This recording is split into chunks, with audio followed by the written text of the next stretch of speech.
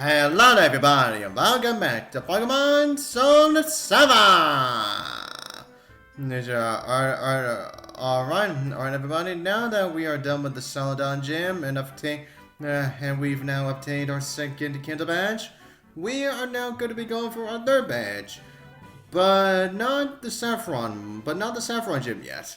But instead, we're actually going to go to Fuchsia City. And the best way for us to do that right now is to go down the cycling road. But first off, we're gonna deal with the route just before the cycling road. For Route 16.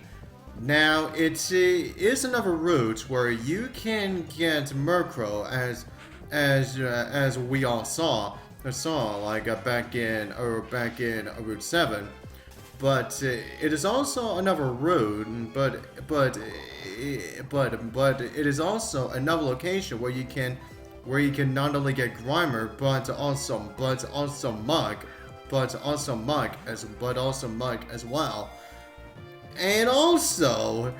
And here we have, and also, in this route, there is a Pokemon that the developers also decided to save. Yeah, we have another Johto Pokemon. The developers decided to hold until the freaking Kanto region. Like, we essentially have to wait until we cut to Kanto. Slugma.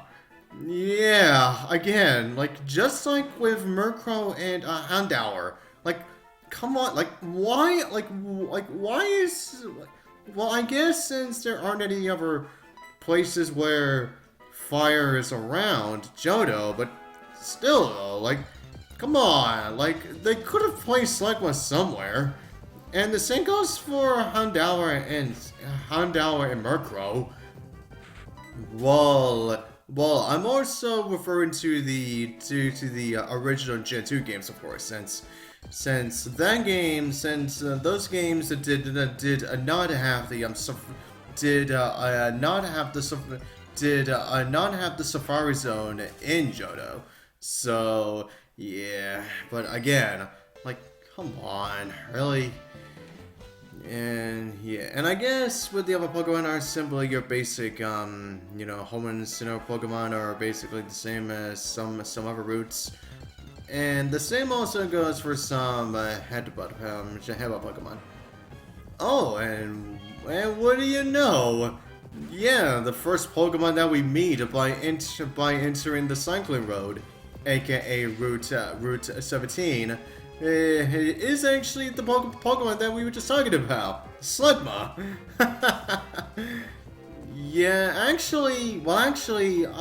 Slugmas are actually more common in this route Slugmas are actually more common here than they are in the previous route anyway. So yeah, that's why I was able to find Slugma a lot more faster than this. But anyways, Slugma, the lava Pokemon. Yeah, and just be careful when it evolves.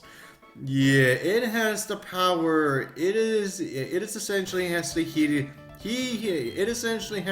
up the sun. Yeah.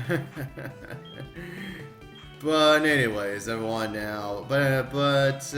Anyways, everyone now. Now, since we are now in the cycling road, now, which of course means that we're going to be dealing with which means that we are going to be dealing with a bunch of bikers, and just like with every other cycling road. Oh, Gulpin! Oh my God! Jeez! Yeah, now we got first count freaking Gulpin. Jesus. But anyways, with everyone, now, as I was saying, just like with every other cycling road, now if you're trying to go for the cycling road upward, and decide to let go of the and if you decide to let go of the up button, then you're going to be traveling downward all by yourself. No, sure. Then the character goes down the cycling road, all by itself. So, yeah, just make sure that if you want to go, up or even left or right, make sure you keep holding. Yeah, make sure you keep on holding those buttons until until you actually get to your destination. Yeah. Excuse me. Yeah, but anyways, now, and I guess and of course since we are just gonna go for the cycling road, yeah, now, essentially throughout this part, I'm essentially just gonna be doing I'm just gonna be doing a lot of battling here. Well, I'm more so just gonna be battling all of these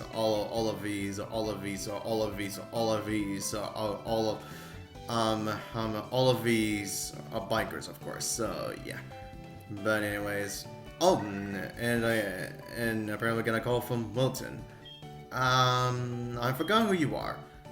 Oh, you're that fisherman on Route 44. Wait. I think you're on the route that is close. Oh yeah. And he also. And he also must have found me now. Well, I suppose that's something. Now, I believe Wilton is that fisherman that we met that is just outside of the right side entrance from Mount Mordor. Yeah, I'm pretty sure that's the guy. Yeah, but anyways, Joel, what do you got? Oh, Magmar. Yeah, it's right if you want. And I guess I should point this out. For the most part on this cycling road, the majority of the Pokemon that you're gonna be seeing are either gonna be coughing, wheezing, or even something, or sometimes some Magmar.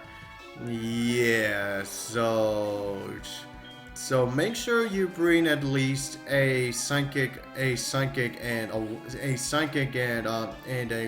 water type Pokemon with you. Although, unless if you just happen to have a combination of water and psychic type Pokemon like a Starmie, for example, then you'll be able to, then you essentially will be able to have that Starmie essentially blast everybody here. So, yeah. Although, I guess having Starmie, being here wouldn't exactly have all that much trouble anyway, because Zen Starmie is a speedy special attacker. Attacker after all, so yeah, Starmie really would not have all that much trouble. There's just trouble in that place at all. In this route, I'm sure, whatsoever. So yeah. Oh, I see. And apparently, this guy really needs a job because he needs a modifications for his bike. But unfortunately, that's gonna go downhill for him because well, as we all know, every time we defeat a trainer, we get money for it. So he's essentially gonna give us some money that he needs for a modification for his bike. Jeez, oh my god, aren't we just cruel today? Man, we aren't just cruel people. Like having trainers give you their money just because you defeated them. Yeah, and all because it is a part of the rules of the Pokemon universe. But anyways, I see here, apparently we've also got a Tentacruel here now. Yeah, we don't see too many. Yeah, we haven't seen too many. You don't see too many Tentacruels tentacles outside of the water, or more so from trainers that aren't water focused. So yeah, that is actually pretty darn unique, I might say. Excuse me again. But anyways, now I gotta deal with this guy. Hey! Now what? Who told you you could ride up and down this road? Who said that you're the boss of the cycling road again? Aiden? Nobody essentially made you the leader of the cycling road. Yeah. You gonna try to poison me with your poison jabs, huh? Yeah, if you don't exactly follow his rules. Yeah, his rules only. But, of course, with the power of my Quack-sized Lovely Earthquake, his rules are essentially crashed. They're crashed into the ground. Literally. Hey, trade phone numbers with me, old buddy. Since when did we become friends again? Didn't you just told me not to go up and down on this road, and now you're essentially telling me that we're buddies? Like, how in the world does that make any sense? Like, just because I defeated you in battle, now we're essentially buddy-like. Jeez. Para.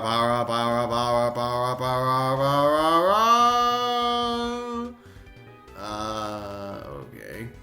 My horns got a great melody to it. Don't you think? I don't think any horn makes that sound. I'll toughen you up. Now, you come along with me. You mean by battle? Then sure, why not? Dan and Theron, that's your name? Croagunk! Hi! And we also have another Gulpin. Jeez, yeah, that is already our second appearance of a Gulpin. Yeah, how odd is that? Yeah, we usually don't see many Gen 3 and 4 Pokemon, actually appear for the second time, and wow, and that Croagunk essentially got demolished. Yeah, not only was it 4 times weak to psychic moves, but it was also, that attack was also a crit. Oh, poor Croagunk. Although at the very least, Croagunk had at the very least actually got his own special treatment. Well, not only by making several of them major appearances in the anime, obviously because the main character owned one. And also a Croagunk actually got to be a playable character in a Pokken tournament. So yeah. At the very least, Croagunk got that kind of treatment anyway. So yeah. But anyways, now good job, Quack-sized, getting to level 52. And yep. As I said before, for around the cycling road, we're gonna be dealing with a bunch of, we're gonna be dealing with a bunch of, several coffins / wheezings and some magmars. So yeah. But however, the cycling road is, this route is not gonna be the last time that we're gonna see wheezing. Definitely not. Jamie, oh my god, we got another call. Now Jamie's calling me. Now, I believe you're the trainer that we defeated on Route 26? No, wait, was it Route 27? Yeah, I'm pretty sure the Route 26 was the closest to the Victory Road. And Route 27 was the route before, and Route 27 was the route before that. Now, okay, yeah. Now she's essentially telling us that to always check our items to make sure that we do not run out. Yeah, I think we kind of already got that motion clear. Yeah, but anyways, everyone. Now I'm just gonna switch my Pokemon a little bit here. And now, next biker, there you are. Alright, now what do you have to say? Hey now. Want to have a speed battle? With my Pokemon that I'm gonna be using, it's probably not gonna be fast, but and you have confidence, of course. Yeah, you've already won in terms of speed. Well, even though, despite the fact that my Ampharos is like on 12 levels higher than your Coughing, but in terms of actual speed, yeah, your Coughing would win. Oh, win. Well, not only because my Ampharos is pretty slow, but also because the Coughing floats. But also because Coughing floats in the air, so of course it will not get tired. Since Coughing and since Coughing and Weasley do not have feet, so yeah. But anyways, now we also may be faster than the Weezing right now, but like I said, in terms of speed, yeah, I think those two Pokemon already got a speed hands down. But anyways, yeah, now we got us another map mob. Now, I may as well use my Heracross since the next gym that we're gonna be going to, my Heracross is decidedly, I'm most likely I'm not gonna be using my Heracross all that much. Yeah, so I essentially want my Heracross to get at least something. Just before we actually get to the next city, and whatnot. So yeah. Okay, now we're done with you, and now now we have you. What do you say? Hey now. So that's a cool bike you're riding. Thanks. I guess yours is somewhat decent. I mean, it's not like it's like any other bike we've seen already. And oh, Seviper! Hello, Seviper! Yeah, Seviper is also another Pokemon that we don't get to see that often. Well, yeah. It obviously made, a lot of major appearances in the anime because obviously Jessie had one. But other than that, Seviper really didn't get any other major appearances after the Gen 4 anime. It did get one other major appearance before Seviper's before Jessie Seviper got to return in that one specific episode that I mentioned before. Yeah, it was when it was during the Gen 5 anime. When N was trying to save this Braviary from a team Plasma, and those two grunts actually had a Zangoose, some shit, and a Seviper, and it's actually the only time in this whole franchise where we actually see a Zangoose and a Seviper. Now, despite actually being, actual enemies, by nature, they actually work together. Like, they really did not have any complaints about each other whatsoever. Yeah. They could have easily, implemented them actually having problems, despite the fact that they're actually working on the same side. But since it was a team Plasma, I guess I didn't want to focus too much on that. Yeah. But anyways, as everyone can see here, yeah. Now we've also got another new appearance. A Skorupi. Now, just like with Seviper, Skorupi also doesn't really get all that.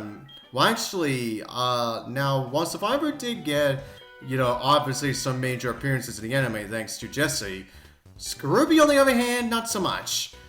Now, even though one of the Elite Four members, the